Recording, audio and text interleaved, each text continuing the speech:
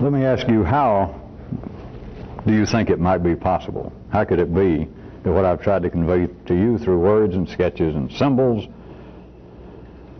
tricks, threats, tasks, how could it ever be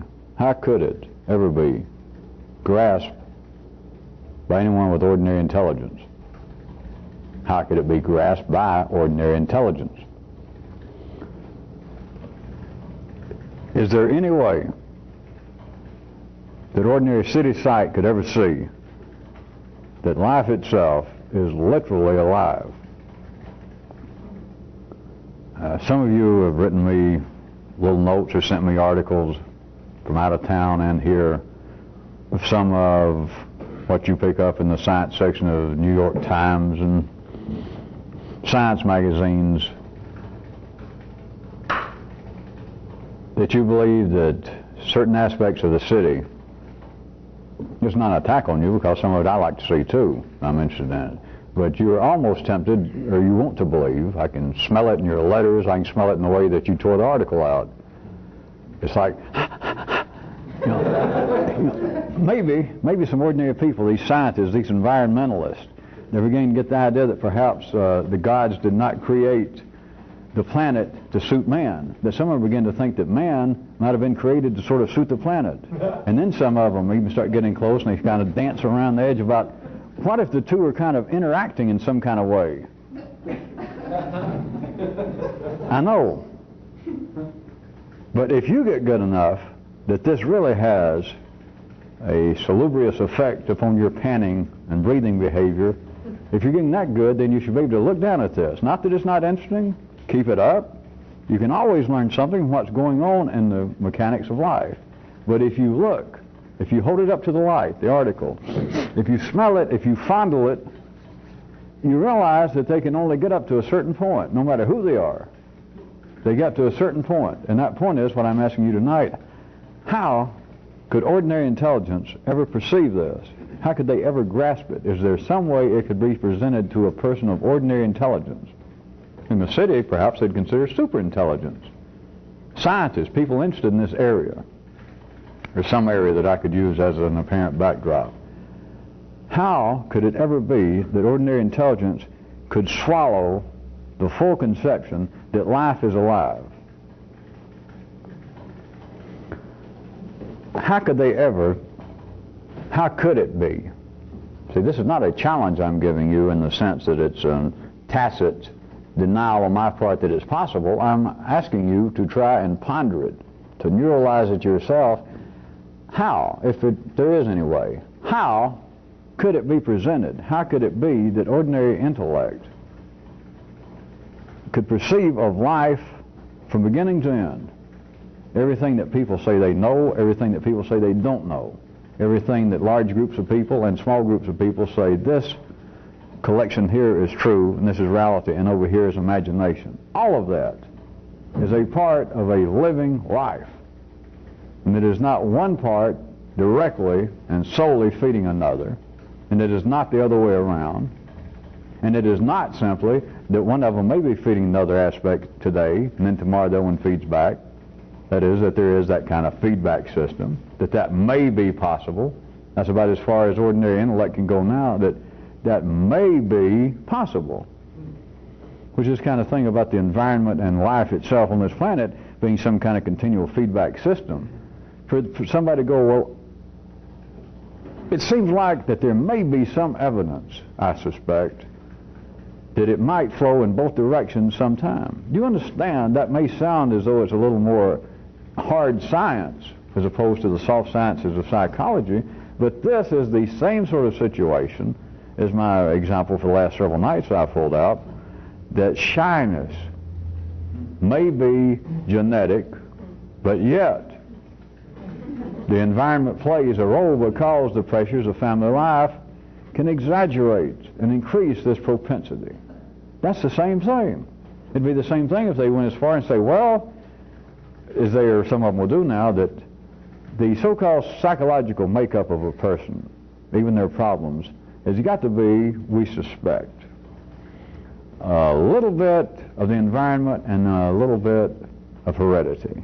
And in fact, they seem to sort of feed off of each other. And one will affect one for a second here, one area, and then the other one seems to affect the other one. That, in the city, would come awfully close, if they could see it this way. That would become awfully close to almost being intelligent. But notice, still, no matter who they are, they must back off of it. Their intellect is not them. It's got nothing to do with them personally. It's not a psychological problem or shyness on their part. The intellect itself gets to the place that says, well, it's almost as though that there is genetic forces and environmental forces, and sometimes one feeds the other, and then one feeds back, and then they feed back, and that's as though everybody's intellect, or this person's intellect. It's almost as though it goes, oh no, I'm drunk, I'm getting overheated, I got a pistol whip myself. It just can't do it. It's like, oh, it's just almost a joke. How could it ever be possible? Of course, I'm speaking now in a specific time frame. I'm talking about right now. And let's say this part of the universe, the Western world, somebody that would be of our general language, cultural, apparent environmental background. How could it be possible that you could present this and they could ever grasp that not only is life alive,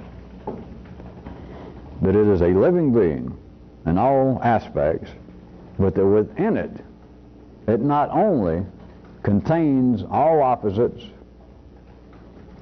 contains all recognizable contradictions, and all known paradoxes, comma, not only does it contain all of those, it uses them for its steady, healthy growth. They're all there. Not weighted, not a whole lot of one contradiction and then a little bit of the other.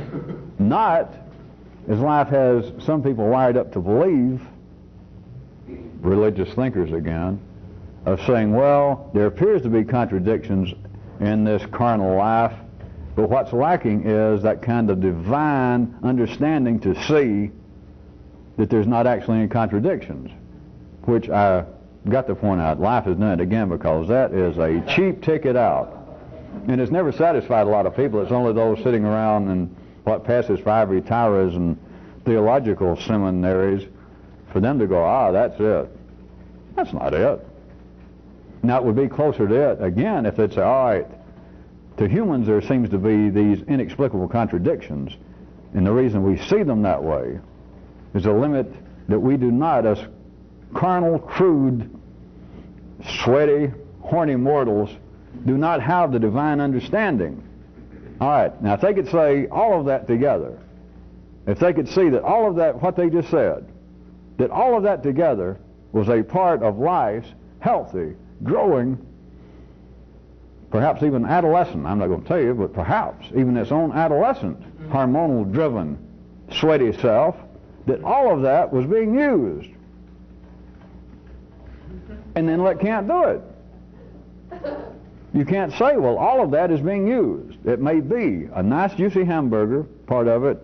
Some of it may be onions. Some of it might be a pickle slice. And some of it might be mustard. And there might be people, that is parts of life's body, that says, mustard, I can take it or leave. There could be parts of life's body that says, hamburger, no thanks. But ordinary intellect says, all right, we've got a cutoff. We've got gaps here. We've got missing pieces. We've got areas that are inexplicable. And we don't. A lot of you seem to have liked the several times that I have mentioned it, and it is almost an all-encompassing rule at one level, that the world is big enough for everybody. All right, I've repeated it once or twice, and I've let some of you enjoy it, but how about this? You do realize that life is big enough for everybody, not the world. All right, you do realize that life is big enough for itself. Do you realize that? Life is big enough to contain everything, but not simply contain it. It uses it. If it does not use it, it extincts it. But if it's around, it's being used. You may not like mustard, but life likes mustard somewhere. It just obviously does not like mustard all the time. It obviously does not like mustard if you don't like time, let's go into space. Then it does not like mustard on everything. All right? For instance, it doesn't like mustard on you. But you take it as being, well, I don't like mustard. And you do understand we're not talking about mustard, we're talking about the apparent intellectual, ethical, moral, and all that, which is all intellectual, contradictions, paradoxes in life, is what I mean by some people like mustard and some don't. But life likes mustard. But when people see the contradictions, well, how can we have a Pepin the Terrible on the same planet, in the same historical lifespan as a St. Francis of Assisi, if they were anywhere close to being contemporary? How can that be? How can life have produced a Joseph Stalin and a Paul Klee, a Lord Byron? How can life have done that? It's very simple. You're not waiting for me to tell you, is it? To say, how can life do that? It's very simple. It did it. All right. Those of you that like mustard on some things, I could say raise your hand, and everybody would tell the truth. I said almost everybody likes mustard on something. And if I start asking, though, but do you like mustard on ice cream? If I go far enough, we're finally going to get to things like me being silly that you're going to say, well, mustard's all right, but I don't mustard on everything I eat. There you are. You're big enough. Let's look at you as being the life of something. You're big enough for everybody. You can like mustard and not like mustard. Nobody finds anything strange about that. At times you can like music, and other times you go, Jesus, turn that off. You can say, well, I'm trying to think, or I'm just not in the mood. But you don't find that unusual. But ordinary intellect cannot perceive of life as being a completely alive, growing entity. And if they did, there'd be no such thing as contradiction. Or then you'd be forced to get down to a real non-existent, reasonable level. You'd be forced to grant to life the same privileges that you grant to you. That is, you like mustard sometimes, sometimes you don't. You like mustard on some things, and some things you don't. But does somebody come up to you, when you're at McDonald's or somewhere, and you say, I'd like my regular cheese sandwich here, and skip the mustard this morning. And everybody behind the counter says, but you always have mustard. You say, well, I don't want mustard today. I don't know, I just don't want mustard on my sandwich this morning. Do they get up in some kind of collection? Do they band themselves into some new form of religious crusaders and want to put some kind of mark on you? If not Hawthorne's good old A for adultery, how about one for a C? That you're a person now full of contradictions, if not P's, paradoxes. That how can it be that you always have mustard on your cheese sandwich in the morning, and now you say you don't? And they look upon you as a great enigma. Perhaps they begin to curse you on the streets. They laugh at you. They ridicule you. They make marks to try and protect themselves. All right? That is the same way that the ordinary intellect treats those aspects of life that calls for mustard when you're not in the mood for mustard. Or even you might be the sort in life, since it's big enough for everybody, you may be the sort that despises mustard. You wouldn't have mustard on anything at any time. And to see that there are the people that have it, inexplicable. In fact, a gross contradiction, probably, because you meet the person and they seem relatively sane. It could be somebody you know, a family member, and you find they eat mustard, and you think, how? How can this be? How can life what? The accusations that the human intellect and the questions that the human intellect has about the nature of life makes demands that even if the intellect at the city level could be operated at the level it says it can be operated, would find it at least curious that the human intellect demands of itself, or through itself demands of life that which it will not demand or find unusual within itself. It does not find itself paradoxical, not enough to start a war with oneself. It does not find itself full of contradictions enough to put you on the funny farm, not if you live in the bell curve of the middle class. It doesn't find the existence of apparent opposites to be so bewildering as to be incapacitating, whereas the human intellect wants to grab life and, in fact, incapacitate it. That is, it wants to stop other people and freeze frame them, to grab them and want to strangle them almost and saying, stop it, how dare you? How dare you say you love me and then treat me this way? Or you want to grab whole institutions, you want to grab the institution of government and holler, how dare me put my faith in you and vote for you people, and then I find out that you're a bunch of grubbers and you're as low life as I am. You want to grab them and say, how could you do that? But nobody does that to themselves. Remember, this has nothing to do with morals and psychology. It's not showing that there's some kind of psychological quirk. It's the intellect itself does not find its own operations in the same way curious as when they're magnified and apparently directed out here, that life in toto does the same thing. You're just a small-time reflection. You're a cheap ticket. You're a balcony seat in life. But the human intellect does the same thing, and it doesn't find it curious at all. It can't even see it. Or if it saw it, it'd think, well, you're just some kind of smart-ass, sarcastic would-be comedian. You're just pointing out the irony of life. And I'm not. I'm pointing out life. I'm not pointing out the irony of life. Of course, if you want to call it the irony of life, okay. But it's part of life. It's not anything weird.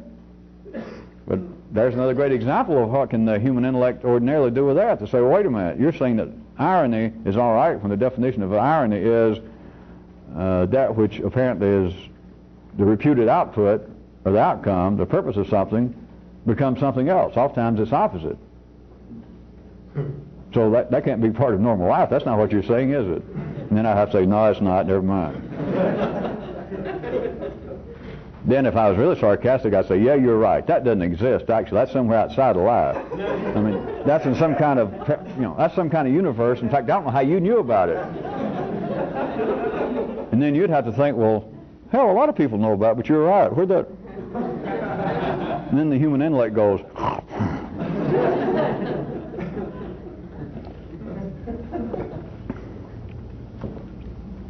well,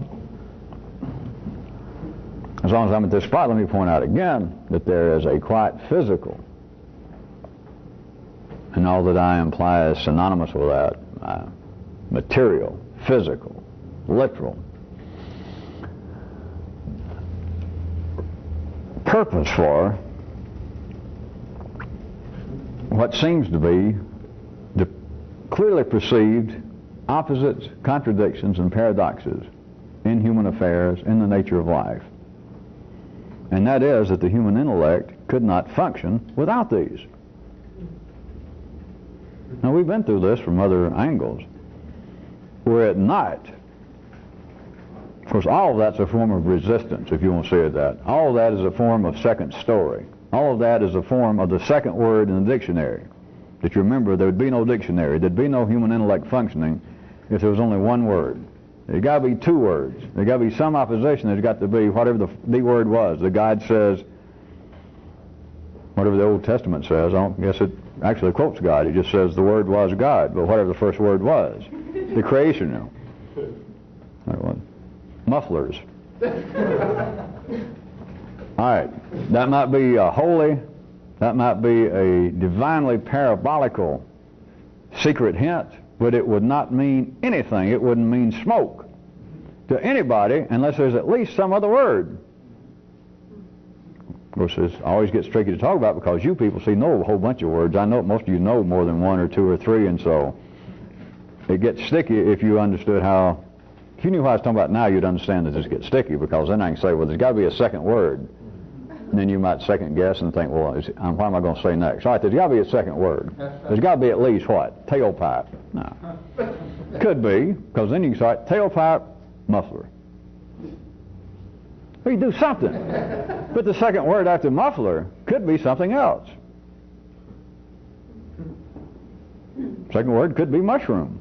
Doesn't matter, but there's got to be two words. There has got to be something it's not. Or you won't know what the first one is. There's got to be something it's not. They can apparently be close, like a muffler, That, all right, you go down here and you see when it swells up here, when that clamp is, and it quits being just a straight pipe, then that, of course, I don't know where all these other words came from, since we're down to just dealing with two. But you'd be having to say, all right, tailpipe and then muffler. But you could also have a mushroom here. You could have a beaver.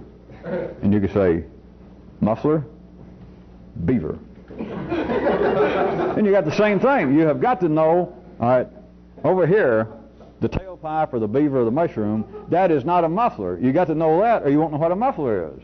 The guides, everybody, the whole planet could be filled with people marching around and whistling, and all day long, everybody singing muffler, writing muffler on walls.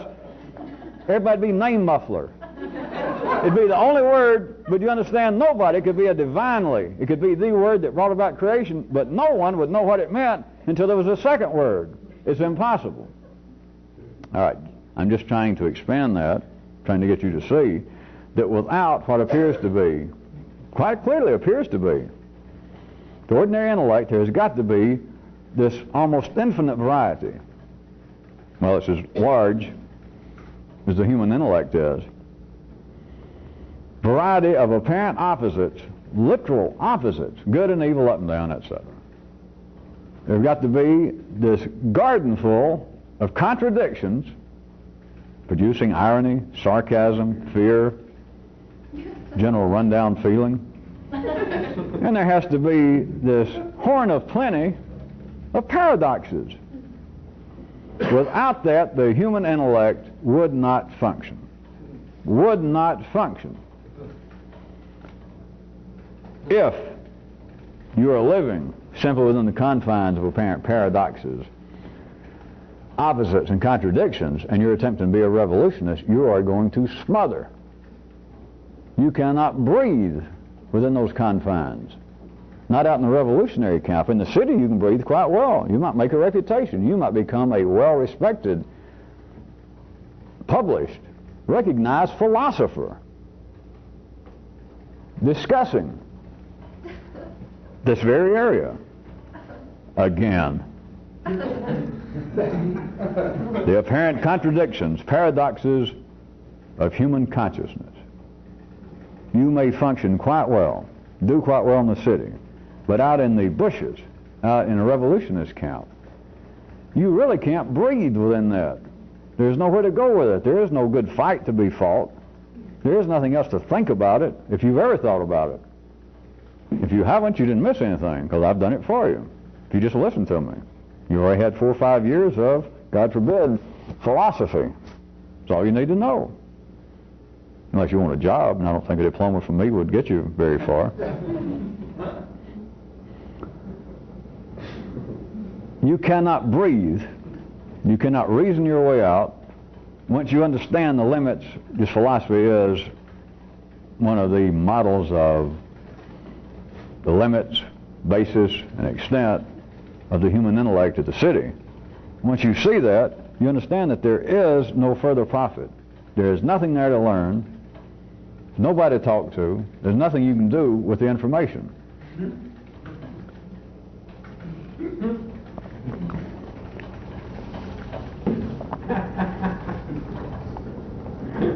Back to my question, my opening question of what I have attempted to convey to you.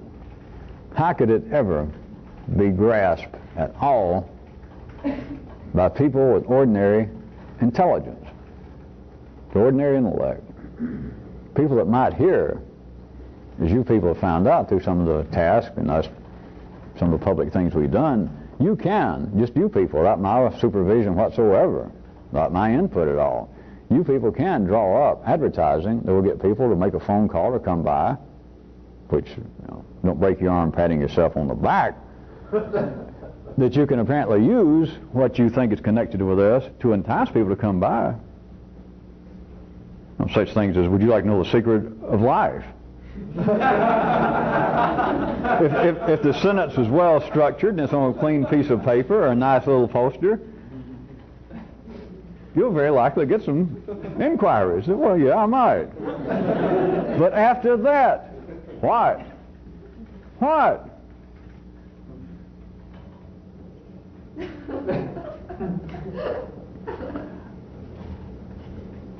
I am suggesting that's not the purpose of all this. It's not to suggest that it can't be done, or it's not to suggest that we should all feel pessimistic. But one aspect of this, to tie into night before last, you do realize that there's a possibility that you could face some difficulty, you, me, or anyone, the information itself, of trying to have people of ordinary intelligence, that is the ordinary intellect, not education, not IQ level, but people operating with the ordinary intellect, that I assume that you would grant me this much, that there might be some difficulty in getting people to grasp this, to even get a glimpse of it. All right. So we're just taking that just here for a ephemeral proposition for me to point to something else. This is not the bedrock of what I started out to saying, and it's not actually a final commentary, but let's assume that that might be true, that some people would have difficulty. Could any of you see? Now let me go further. Why beat around the bushes, pardon the fun? Let's say that almost nobody can get a good glimpse of this. Well, look at the trouble you have. And we're now at the meeting 3 times a week, and me talking my little heart out. Let's just say that hardly anybody in the city could get a glimpse of this. All right, now before you think, well, hooray for us and boo on them, do you realize that this, in as so far as if I could play with reality and suddenly some ordinary people here, right at the heart of this, not just any particular night, not just some example, me pulling in physics or chemistry, but to hear the heart of this, that life itself is alive. No conditions, no discussion, it just simply is alive.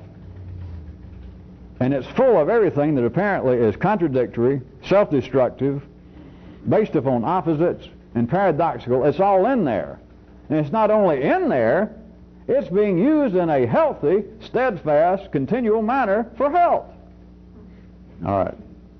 But let us say that no one, I'll be technical, hardly nobody in the city could grasp that, can even get a glimpse of it. If they could, if I could trick them, if I could go hocus pocus and suddenly some of them did see it, do you realize that it would invalidate the truth, the reality of their life? Not because I personally am right and that their, quote, truth and reality is wrong. Tut tut. Of course, if you've got a real cheap view, a cheap seat, you might say, well, yeah, it is. And if you say that, I'll say, okay, it is. That's a part of life, so what? And then you'd stop and go, well, I guess I showed him, and you could leave. And I'd press right on. Because you leaving. It's part of the scene. It's right in the play. You just think, well, this is not part of the play. I'll get up and leave. I'll show them. Just because you can't read the play. You don't know that it's... You may think that you see the script somewhere. You may think that you have a program. But the program actually is like a 5-dimensional holograph. And you're thinking, well, I'll get up and leave, and I'll show them, and you don't realize that you getting up and leaving is part of the play. But at any rate, back to something that might be comprehensible to some of you.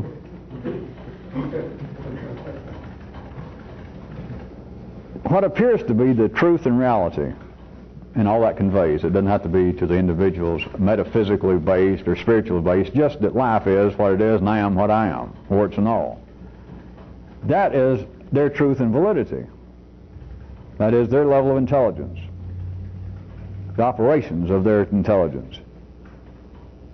It needs a continual validation. That is a part of the human verbal intercourse. And I told you there is a higher level. It's not just to make people feel good. It is not just to play, hey, you're not as bad as you think. I like you. You like me. And both of you say, yeah, we like each other. I'm okay. You're okay. They're okay. We're all okay. It's not that. That's okay at that level. But as always, it has a real purpose in the life of life itself. And that is, it is information being conveyed continually back to life itself that all is well down here. At least between me and this person. I'm okay, and they said they're okay. And I said, am I really okay? And they said, yeah, you're doing fine. And yeah, you're fine. Well, what do you think about my new wife? Oh, she's fine. So at least you sent back information, that three of you sent back a little piece of information that over here in this one area, there are three bundles of molecules over here passing as Fred, Mary, and whoever. And then you send back the information that right now, all's well. 3 bells and all's well, Captain, press on. It is not just an individual, or it's not just for individual purposes. This kind of information, if it could in some way suddenly be forced upon people, it would invalidate everyone's reality.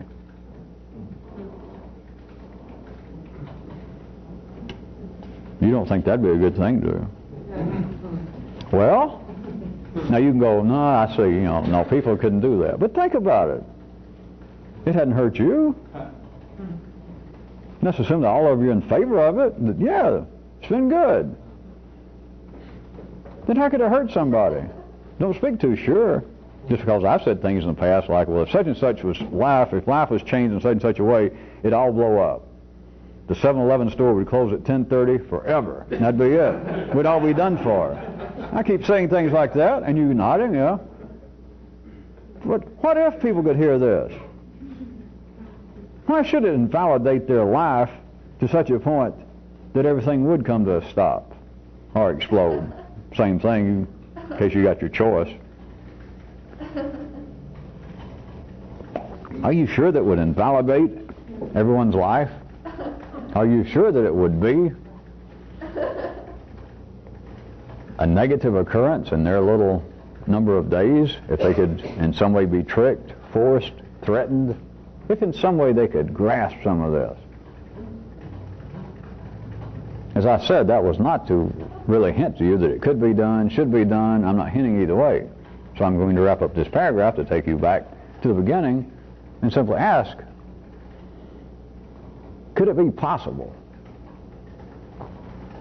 that ordinary people of ordinary intelligence, could ever glimpse any of this? Any of it. And I gave you the general, fairly short verbal description of grasping of this, of life being absolutely alive, completely, totally alive, and not only containing,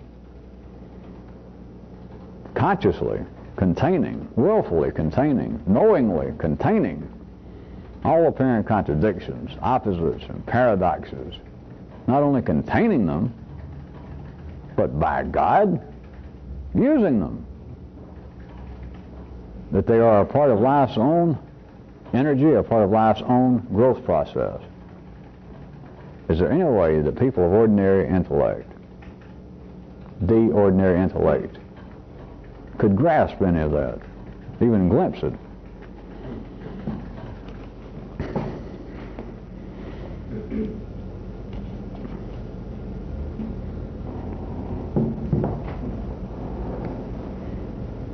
Paragraph faded blue.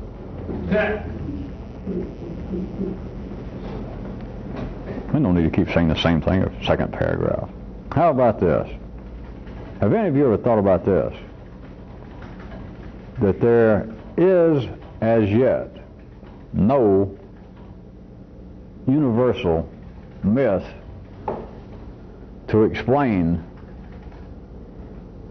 to even reflect the fullness of life, the completeness of the human experience, that after all these thousands of recorded, intellectually active years in man, all you still have are local tales.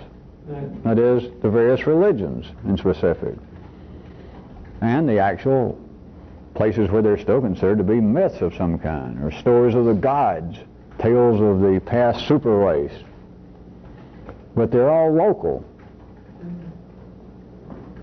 Do you hear me? There's a purpose to this. It's not a history lesson. But there is, as yet, none. Need I point out that there's never been an attempt? I want you to go ahead and try and hear some of the expanding ramifications of the fact that there is as yet none. There's never been an attempt. There's never been anything close. But if you're hearing any of this yet, some intellect somewhere, some nervous system within life's whole body should say, well, that's not exactly true. Because even what apparently was at the time rather non-deistic or non-deistic systems such as Buddha was talking about, all the way to Christianity, to Judaism, to Islam, do they not say some intellect to me? I don't normally talk to strangers, but go ahead. Not say some normal, ordinary intellect to me, contraire, because they do all claim universal sovereignty. They do all claim worldwide significance. That is, no religion. Don't get entangled with me throwing in Buddhism. I just don't. The reason I throw it in is because nowadays it's called a religion. But no religion, Judaism, Islam, Christianity, none of the religions, through their apparent founders, through their head minstrels, prophets, have ever said anything less than, this is it. And it has worldwide significance. And if we get around to it, if we got the money and the time and you don't bug us, we're going to come out to your area someday. We'll be playing in your city and give you the chance to worship the real God, the real one. So they say that. All religions, and religions you never heard of. All religions, even if you observed and physically they apparently were not involved, all religions are proselytizing in the sense that if you popped in now on some tribe of fairly feral people somewhere on this planet, and they would have some sort of religious system, some system of belief, that is, some apparent validation of reality is reflected in stories, in myths, in their religion. If you talk to them, if you could learn to speak the language, you would find out, if they had never gone to another village, they're not sending missionaries, they're not trying to get in with the Catholics and the Baptists, they're not packing up their people and taking up collections and sending them up to Detroit to try and convert you to their, let's call it the river religion, the taper religion. They're not doing that, and they may never venture far, let's say several miles away from this central camp where they've been living for thousands of years, more years than they know about. But if you talk to them, you would find out that the religion is worldwide, that they are intellectually proselytizing in that if you talk to them about, well, where I come from, I live far across the water, came in Big Bird and all that Hollywood stuff, and you said, we got a religion, but it's not your religion. We don't worship a taper. We don't worship a river. Then their attitude would be, well, isn't it lucky that you popped in on us so that you could find out what the real religion is? Lucky you. In that sense, it is that there is, as far as they're concerned, a worldwide myth. They call it a religion, they call it a belief system. But notice, no matter if they say that, it's not true. Is anybody still confused?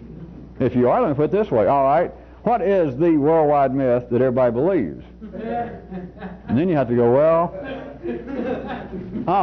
of course, again, I've almost got your intellect by the short hairs, because you go, yeah, and then it goes, and it looks off, and you forget what I was talking about. You forget what you were about to think.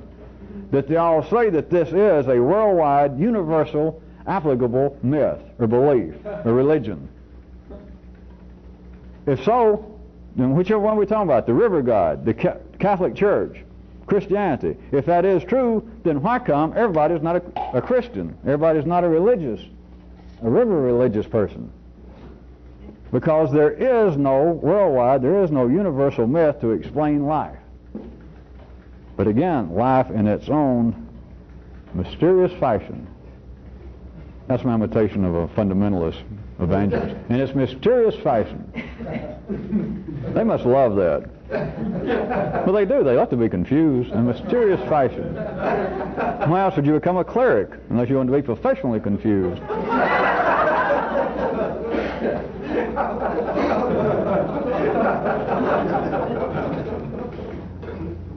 that all of the religions, you understand, I'm just using religions as this universal belief system, they all say in words to this effect, the intellect is wired up, that there is a worldwide exposition that it is a universal belief system. And they go, that's it is. But you've got to see if you can see at all what I tried to carry you to just a few minutes ago. They say that, but it's not true. And of course, nobody notices that. They're not supposed to notice that. They can't notice that. All they can say is, well, it's just because the rest of the people who don't believe, I don't know, we got to work with them. This is the right one. But, if you're going to put it that way, some of them don't believe, but that's what we call non-believers. Or that's what we call heathens, or we got to turn the tape over. May I safely say the following. Suffice it to say that there is no worldwide universal myth. There is not. You see it by the evidence. There is no one myth. There is no one idea, no one belief, no one religion that everybody accepts. There's the evidence. No matter what your intellect says that, well, that's not what they mean. I know what they mean. That's what I've been trying to tell you. I know what you mean by saying that isn't what they mean.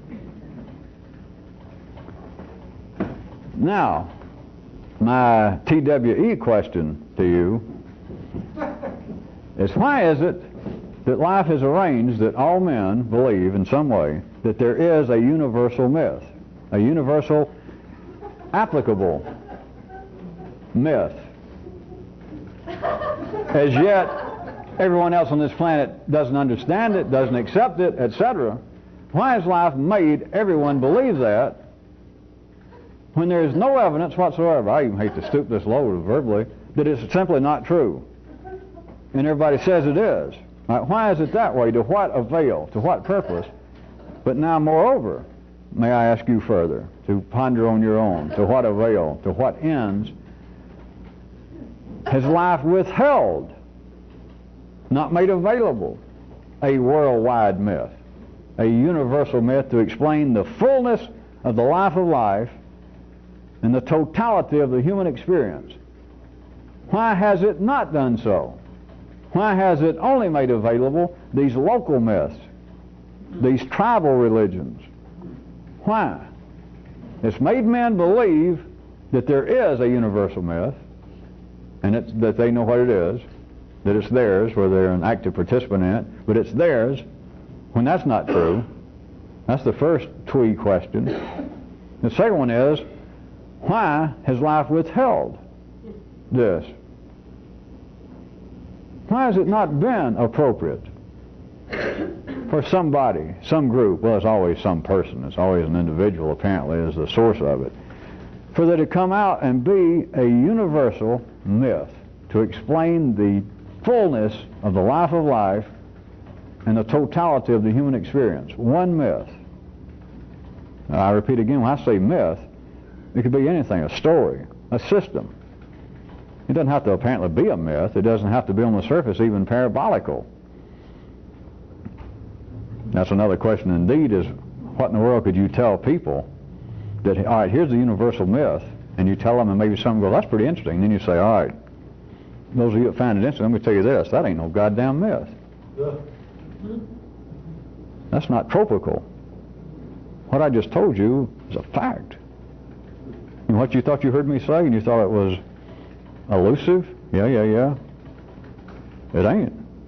Then those who had stuck around and said, yeah, I can hear it, then those almost en masse would go, well, we've all got to go. It's a little late.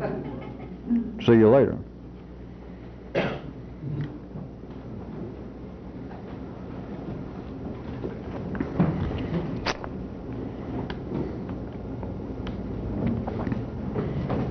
Paragraph off beige.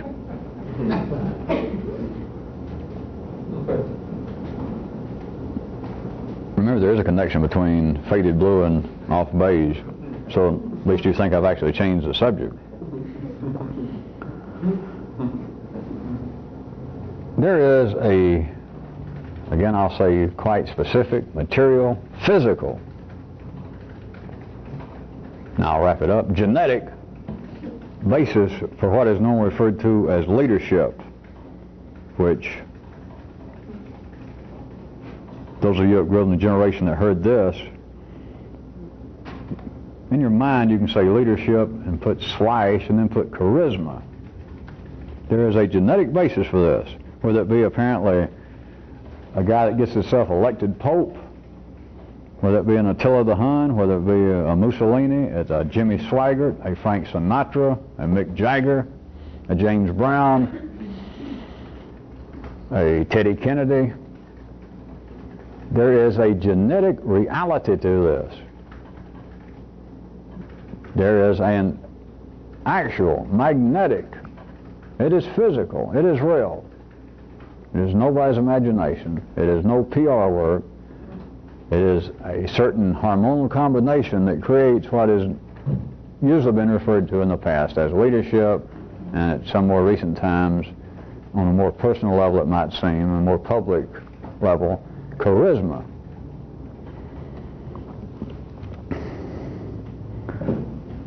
Now, I think all of you followed in some way up to that first comma.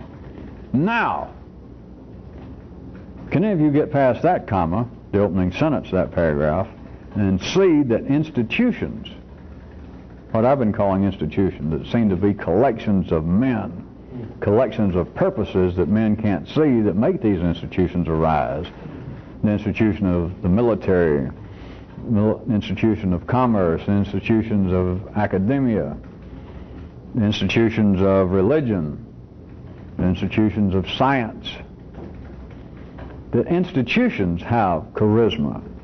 Some have charisma, and of course, if you got some that have charisma, remember, we got to have two possibilities, or we got no possibility. So if some institutions, just like people, have charisma, some do not. If you're going to have a Teddy Kennedy or a John Kennedy, you're going to have somewhere along the line a Mr. Excitement of Michael Dukakis. So if you've got people who have apparent charisma, then you've got at least an equal number of people who do not.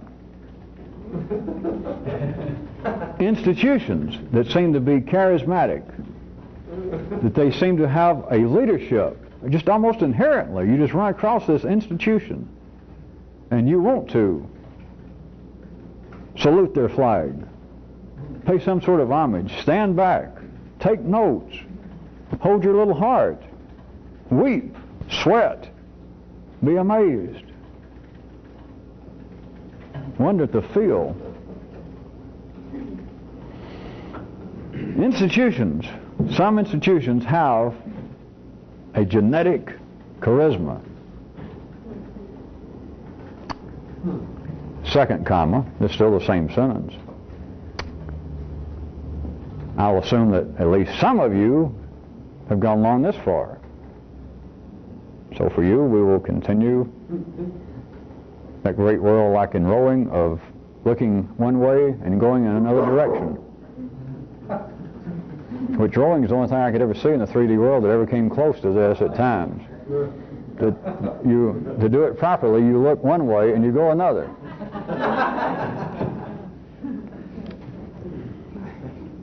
Back to the second comma. Those of you that followed me this far, that there are institutions that have charisma. Then there seems to be a correlation between the size of the institution and its charisma or lack thereof. Think about that. Well, I take the dramatic pause again. You're supposed to be thinking about it. All right, damn it.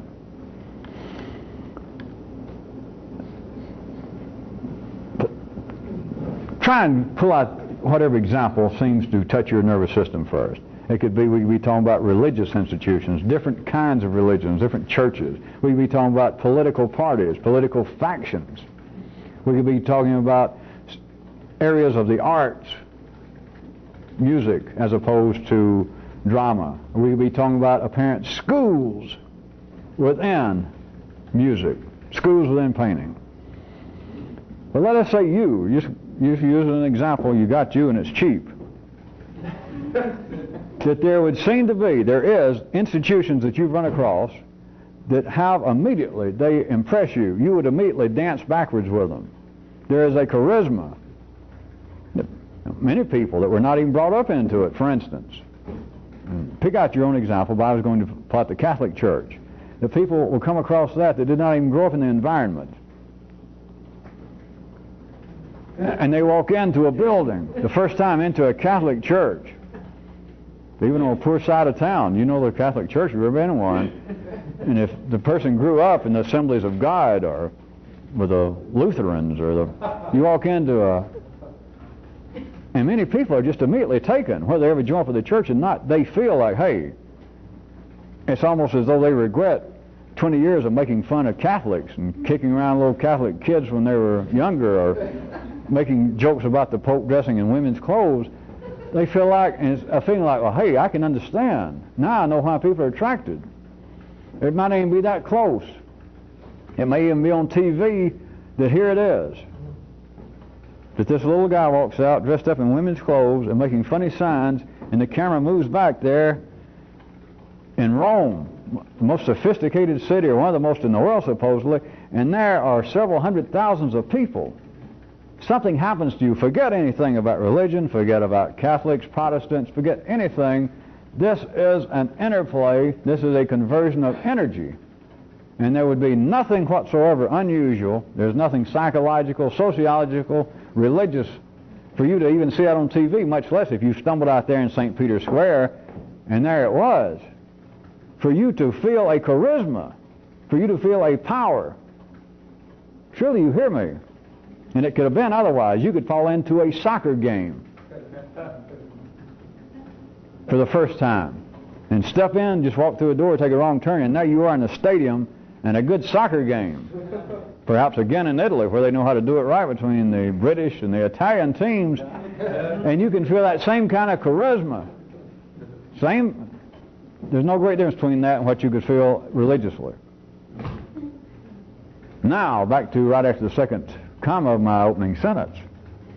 I was suggesting to you that there would seem to be a correlation between the degree, if at all, of some charisma, apparent leadership, something that can take you over, that you almost want to join up with the Catholic Church, or you want to stay out there and be a part of it, or if you don't, you've never been religious. Or, there it is, you look out and you're not even sure what soccer is. They don't even look like real football players, look kind of sissy, no shorts and no padding, but suddenly you want to sit down and be a part of it. All right, same thing. I was suggesting that there would seem to be a correlation between the size. What if you walked in, you just stopped, you ran out of gas and you're walking down a road right outside of Fort Payne, Alabama, and you came upon this little crude wooden structure, a church, maybe you didn't know what it was, and you walked in, 20 by 50 room,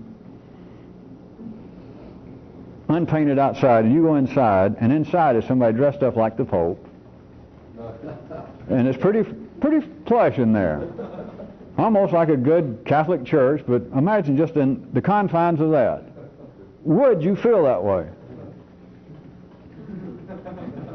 I'm suggesting there would be a severe difference. But maybe that one little place is full. But instead of St. Peter's Square, I said several hundred thousand. I don't know what it holds. 100,000. And let's say that it's packed. And so this church, let us say it might hold 50 people and it's packed. And so you get inside, and there is a sensation of being in any size room.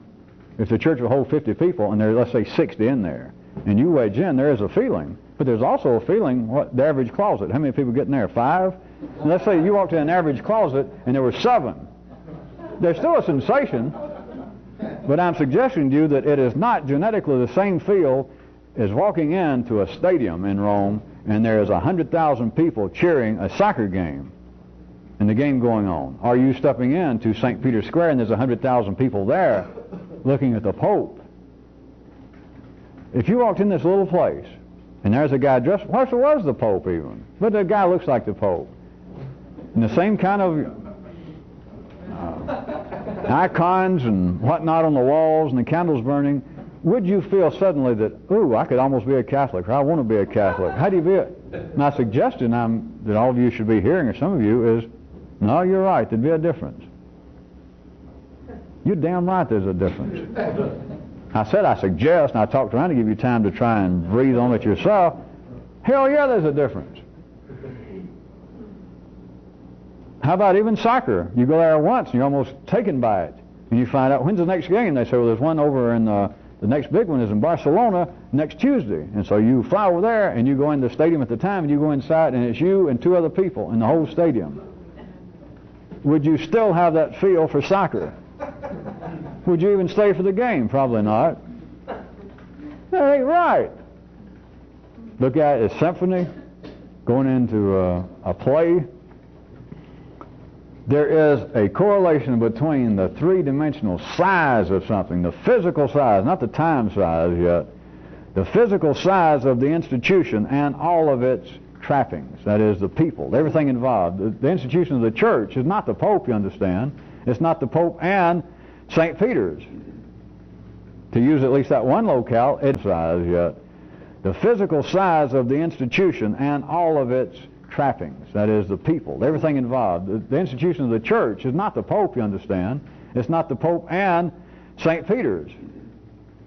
To use at least that one locale, it is the Pope, St. Peter's, and all the damn people they can squeeze in there. At that time, in that one locale, that is the church. That is the institution.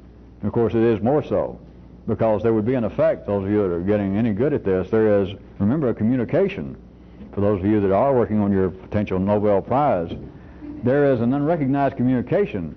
It is not only you being impressed to step into St. Peter's Square for the first time and 100,000 people, some way under the authority, these 100,000 people dancing backwards, that little guy dressed up like a woman, dressed up like a badly dressed woman, I might add. It's just my opinion.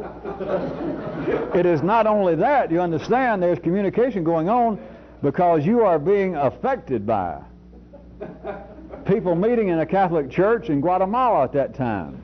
People meeting in a Catholic church outside of Istanbul 2 years ago. It is by the whole dynamic of the Catholic Church, and then, if you're getting real good, it's not just in place. That is me saying you're also being affected not only standing there in St. Peter's Square at that moment, but you're being affected at that moment by people in churches and other places, other Catholic churches on the other side of the world, down the street. It's not only that, if you get real good, also in time. What's happened all these thousands of years? Well, these 1900 years worth of Catholic history. All of that is a part of you standing there and feeling this charisma. It is a part of the leadership. It is a part of the power of that institution. Would it be the same if you altered the size of the institution? Would you ever feel that if you walked in a little small 30 by 20 room church out in the country, and there inside was a guy dressed just like the Pope, a few nice paintings on the wall, the regular religious symbolism, the people seem to be just as taken, the ones in the room, as the 100,000 people in the square at St. Peter's? Would it be the same? Now that shouldn't be too weird though when you think about it, because I point out that charisma, the authority of a person, is hormonal. And now I'm saying that the size of an institution is directly related to its apparent authority over numbers of people. But why would that be unusual, since size is determined by hormones? Size is hormonal. But ordinary intelligence cannot see that an institution, the church, the Catholic Church, all religions, they cannot see.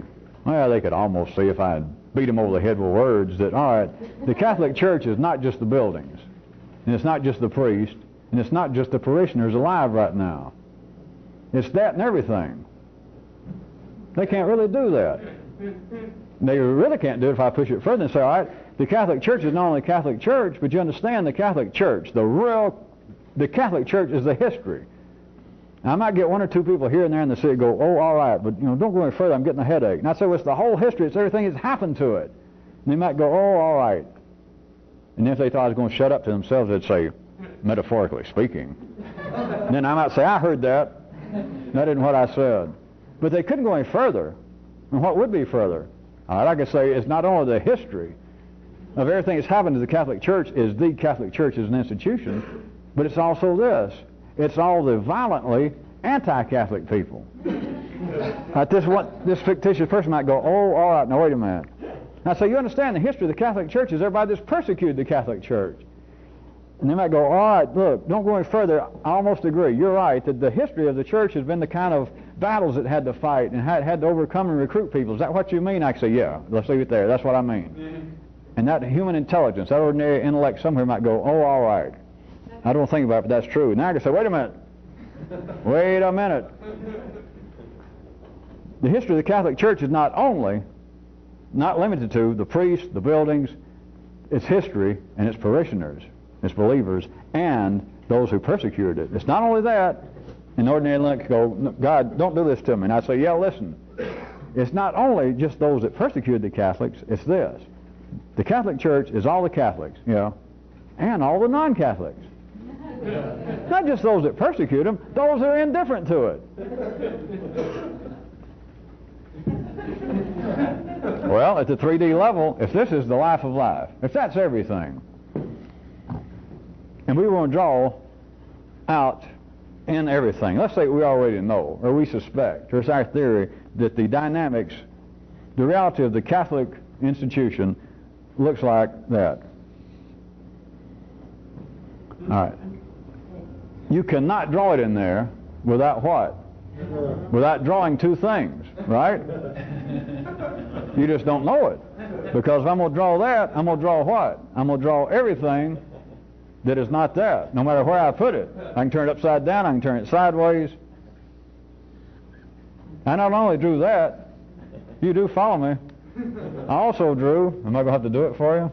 I also drew this. Which of course is what is missing in that good old, the understanding thereof of that good old Eastern version of that, the yin-yang. But yes, the dichotomy, the difference between the male and the female and the positive and the negative explains everything. Really? Even a few good Zen minds here and there went, no, it don't. And then they took a nap. They had to leave town. But what's missing is this. Anytime you draw one thing, you've drawn two. And anytime you think you've drawn two things, you've drawn three. But back to the Catholic Church, the institution, the size of the Catholic Church, the size of anything in life, is the size of life. Because you cannot speak about the Catholic Church. You cannot speak about the world of drama. If I say, all right, the important thing to me, the closest thing to a myth, the closest thing to a dynamic that makes life worthwhile and seems to explain the human condition is the entirety, the history of, the full dynamics of theater and all of its forms and all of its ramifications throughout the history of man. You have also said this. You have said it's everything that's not theater. You cannot have a Catholic Church without having non-Catholics. You couldn't identify them. They would not exist. Now, Kyroots, I think it was not before last or a couple of nights ago. Now, I didn't comment on it yet. But Kyroots pointed out that a thing not seen is a thing that's not. A thing not perceived is not a thing. And this is not, as has come out in various forms in Western philosophy, fairly obscurely and fairly randomly, and specifically in the kinds of translations that have come from the so-called Zen schools of China, and that is of saying, well, everything is both what it is and what it's not. But then the ordinary intellect cannot go past that point. It cannot see that it's not just that and what it's not, it's also that which has got to encompass it, that which holds it. And so it's not simply a verbal game, because people have gotten up this far here and there. It's not been widespread. But people out in the city have gotten up to this point, normally called in the institution of philosophy, the world of academia, that all right, everything is what it is, and it's also everything that's not. But they don't understand that it's both of them. You cannot have the Catholic Church. This is not a play on words, and it is not a philosophical sport of some kind. There is no such thing as the institute of religion without all the other institutes. And this is not by my definition, and it is not only applicable to my classifications of institutions or anything. It doesn't matter. I'll leave it to you. Anything that you name, here we go again, but anything to you, the validation of your reality at city level is, if this is this, you can't leave it at that. Not if you're going to understand. For this to be this, everything else in the world has got to be not this. Now, it's not a game. It sounds silly, and it sounds like sophomore or, if not freshman, philosophy, or it may to some of you, but it's more than that. You've got to get past the point of saying, well, all right, every time you say that this is my desk, then what you're saying is that everything in the world that's not this desk is not this desk. Try and get past that. People of ordinary intelligence, people with severe bumps on their face at 18 can go to college and pass a written exam on this after 1 quarter and give the so-called instructor what he thinks is the right answer, and they get what they think is an A. Of course, an A also encompasses everything that's not an A, but go past that point. Real intelligence is to see that your conception at the ordinary level of all truth, all reality, not philosophically, not metaphysical, what you take as being your life, is only your life on the basis that to identify the Catholic Church as an institution, you're saying it not includes all Catholics, it includes, by you saying it, by you being conscious of it, by your intellect being aware that there is a Catholic Church, the Catholic Church as an institution includes everything, all non-Catholics are part of it. If they were not, you couldn't draw this in there because this wouldn't exist. There'd be no background. There would be no opposite. There would be no contradiction. There would be no comparison. There would be no lag. There would be no gap between this and that, so you wouldn't know what that was Catholic. That is the validation of reality to ordinary intellect. Every time that you accept the validation that anything is what my intellect tells me it is, my intellect, and even worse, if you understood what worse is, somebody else's intellect told me, and I thought, yeah, I can buy that. I read it. I heard it. The genetic flow of life through ordinary means, that is, other people, got this message to me. Yes, that's true. I've never let Kyroots use this. A real revolutionist wouldn't believe anybody. He would just barely believe himself. Write that down. If I can remember it, I'm sure that Kyroots will steal that from me one way or the other someday. But you can. It's not a matter of being sarcastic. It's not a matter of being arbitrarily rebellious. It's not a matter of being hard-headed, or it's not a matter of anything known in the city. But I'm telling you, to do this, that's what, of course, I mean by a real revolutionist, wouldn't believe anybody. And just barely believes himself. That was kind of a little humor at the end because there's not much to that. It just sounds nice and sort of lets you off the hook, and you can laugh if you want to. But I can guarantee you this, a real revolutionist does not listen to anybody. If he does, he's not a real revolutionist yet. He's still playing around. Because if he's a real revolutionist, he would know that you can't listen to anybody. Oh, sure you can listen, but you're not going to learn anything. Because they've heard it all before, you've heard it all before. Everyone has had fair warning. There's that sound again. I think I'll think about it some more. You can think about it all you want to.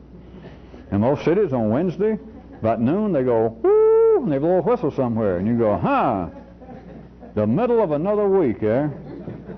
And they're right on time. Gives you something to think about, don't it? Yeah? Yes, that's all you got to think about. It gives you something to think about. I'll think about that. You've heard it all before.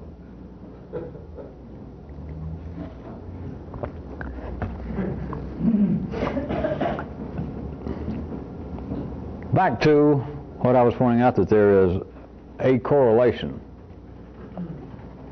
between, in the 3D world, there's a correlation between the size of an institution, all right, a size of a thing, and its apparent authority, its apparent genetic charisma, its effect on people.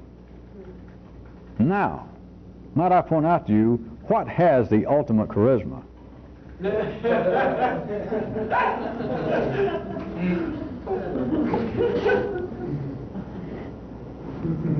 Consider the charisma of life its fucking self. And that all men are dazzled by it, confounded by it, bewildered by it.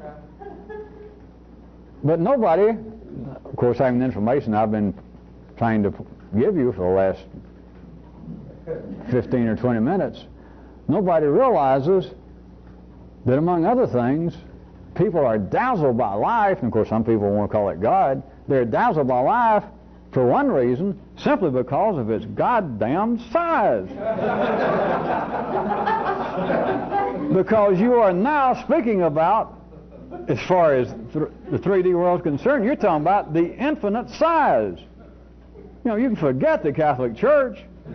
You can forget the history of human drama and literature. You can forget the Milky Way. We're talking, we just have to be simple, we're talking about the infinite size. And of course it's right past that, because it's bigger than that, or whatever you can say, it's at least that much bigger. But who sees it that way? And of course I do want you to, those of you that are still wired up this way, and plus you can learn about other people's warnings, many people are still wired up, and have been for thousands of years, to take what I'm calling the entirety of life, they call it a God.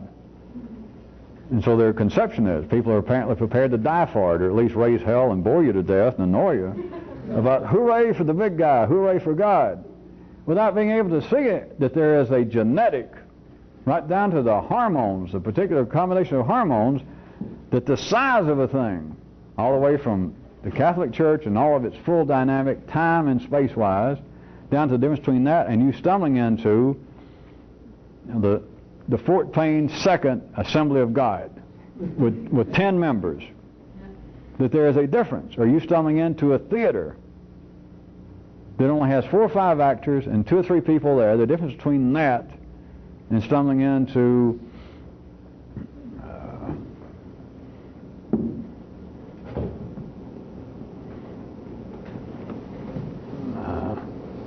I guess the revised, the redone theater, Shakespeare's original theater, and stumbling in there when there are thousands of people, or it's full, and it's people in tuxedos, people that have been on waiting lists for years, if not a whole generation, waiting for somebody to die, and it is not simply that one of them is more professional, or that the Pope and the Catholic Church had more experience than the Second Assembly of God Church down in Alabama, or that they got more money, they've had more practice. All that may be true. But I'm trying to get you to see tonight that there is a correlation between the size of something. Nobody can see at all, ordinary intelligence, that their whole concept of cosmic force, gods, life itself, that if for no other reason you've got no choice, that is, unless suddenly you have become life itself and that you can control the genetic activity of your own molecules, unless in some way that you can affect the various combinations of hormonal flows and forces in you, which of course you can't do any of that. But without that, other than that, no one can see that if for no other reason people are bewildered, dazzled by, staggered by, worshipful of life for no other reason. I'm not saying it's no one, but for no other reason than its size itself. It is the ultimate size. It is the ultimate hormonal balance. Because it's every possible hormonal combination, yours and everybody else's. It is every possible gap. It is every possible yin-yang and the circle holding it, that no one can see the circle. Where? There. No. Okay. If for no other reason, it is the size of life itself.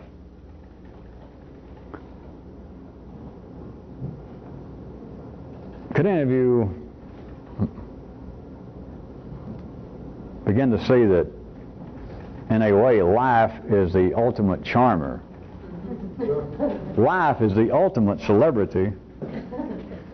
And people doing such as this, as I'm doing, you end up that you're the only contemporary gossip columnist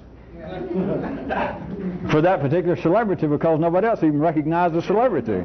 And you're trying to write, as it were, a form of gossip about, let me tell you who Life was out with last night, who Life punched in the nose, how close Life came to having a wreck while drinking.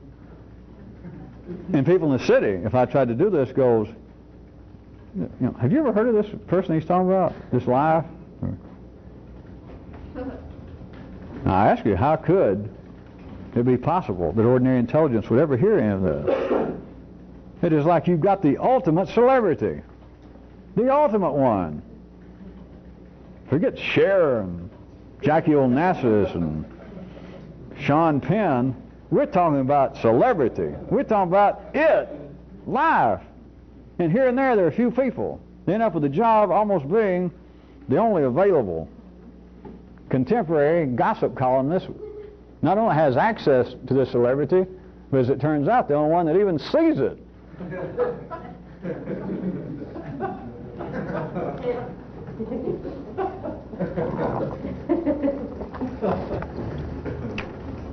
I think we're, if not running out of time, we're going to run out of colors for me to number paragraphs.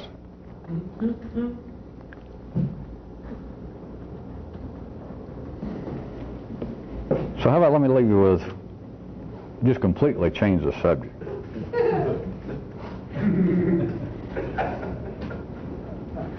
Just kind of a closing aside.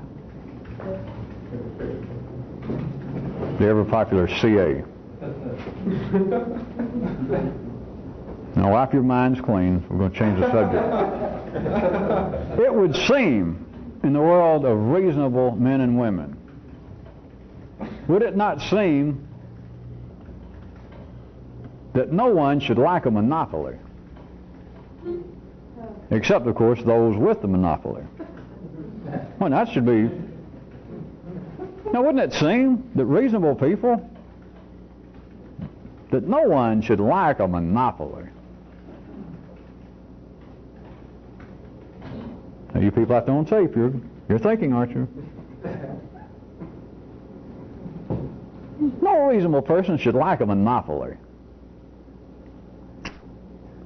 And yet they do. Oh, I know. I've been in other cities a few times. I've seen that periodically someone will write a letter to the New York Times roundly, verbally thrashing Con Ed because of some hole in the pavement that dented the rims of their new mags. And carried away far enough in the heat of passion, writers will and sometimes say, that's what you get when you have monopolies in our society. Because what are you going to do if you want electricity? You can't call up Sears and say, I'm going to drop Con Ed, I want your electricity. Oh, I know. I know all that, but don't forget, folks, I know this. I know that every bell curve has these little teeny pieces out there also. And even you knew that. The little teeny parts, you know what they amount to? Little teeny parts.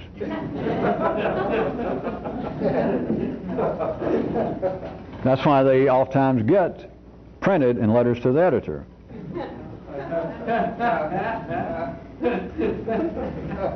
But it would seem, would it not, that no one, forget some little crackpot that got his mag wheels dented up, it would seem that no one should like a monopoly.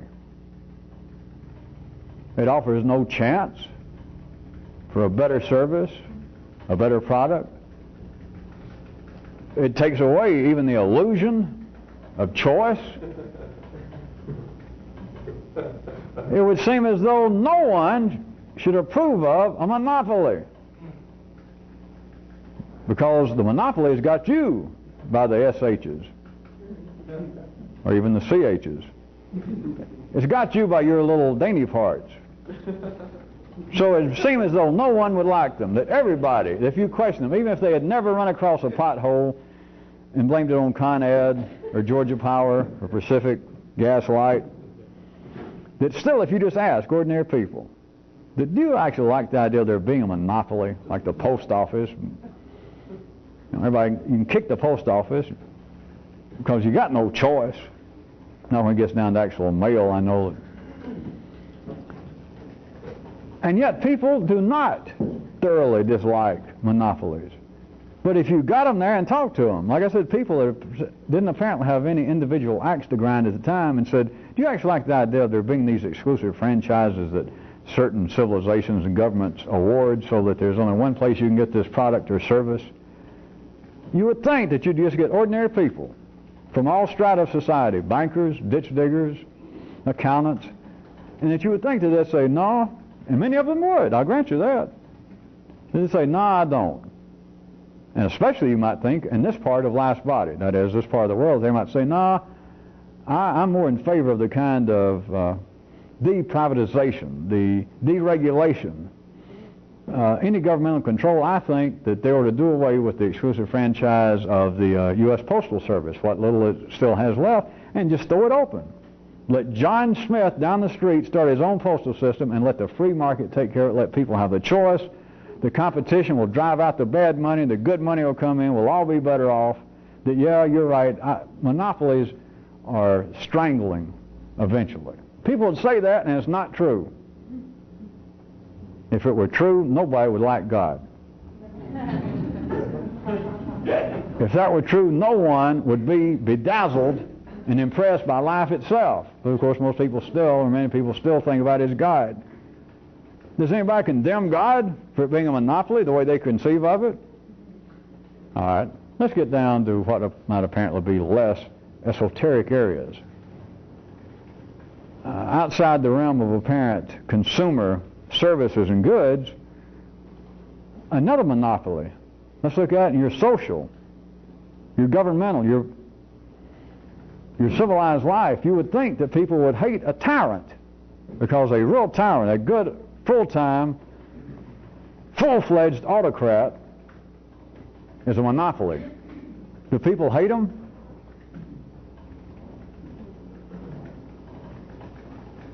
Sure, you'll find somewhere, if in a good tyrannical society, that he would ever let letters be written to the editor. Somebody here and there would write one and say, well, I don't like General so-and-so because he's killed 2 or 3 of my relatives and he cut off 2 of my fingers already. Now, sure, you got a few sore heads.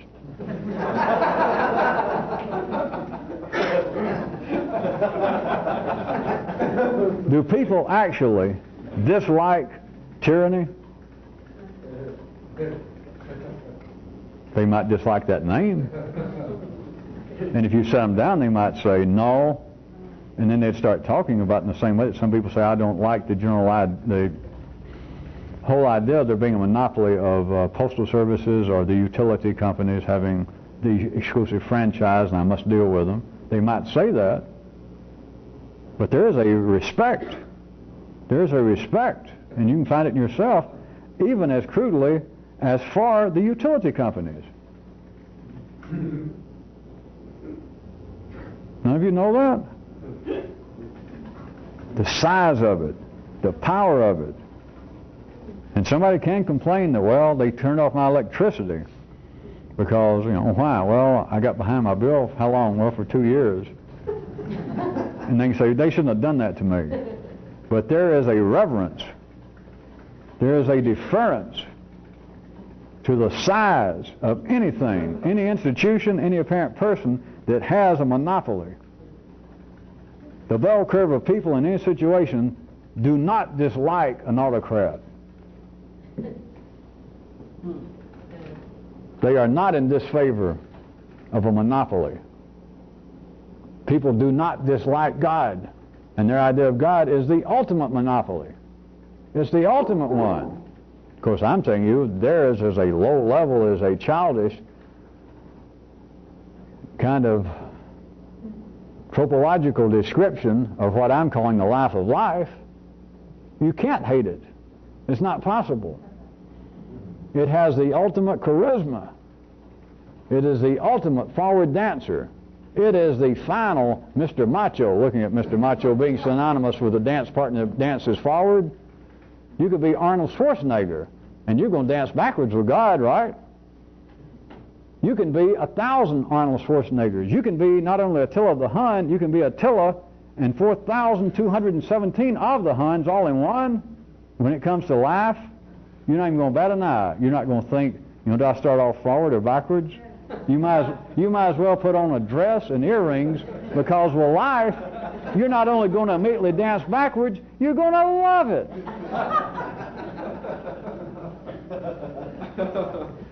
As if you had a what? Choice.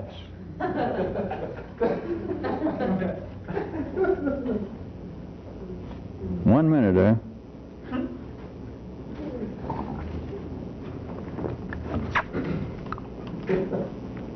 No minutes, eh?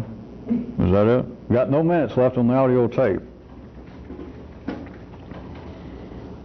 Well, in that case, I guess we'll cut the videotape. Or else we can run out of the videotape and continue with audio tape. Or we could run out of both, and I have a roll of Scotch tape. All right. You people on tape, now don't anyone get in any serious trouble. I'll be back in 48 hours, right? So, always here, always on time, always prepared, and always... Well, that, from last time, that surely doesn't apply to me, because I'm the one that made that up. So just don't worry, I'll be back in 48 hours.